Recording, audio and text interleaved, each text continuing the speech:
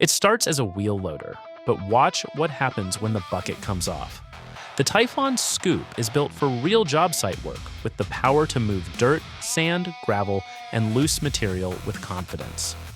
Weighing 4,600 pounds and powered by a Kubota D1105 water-cooled diesel engine delivering 18.2 kilowatts, about 25 horsepower, the SKOOP brings compact size with serious working strength. But the bucket is only the beginning.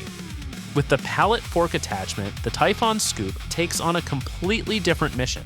This compact wheel loader transforms into a material handling machine, ready to lift pallets, move supplies, carry construction materials, transport lumber, handle crates, and keep the job site organized. With a rated load of 1,760 pounds, a maximum load of 2,200 pounds using the main arm, and up to 1,320 pounds with the extended auxiliary arm, the SKOOP gives you the strength and control needed for real material movement. From bucket work to pallet fork work, from loose material to palletized loads, the SKOOP gives you more ways to work with one compact machine. Compact size, strong performance, pallet fork capability. TYPHON SKOOP Wheel loader. Same machine, different mission.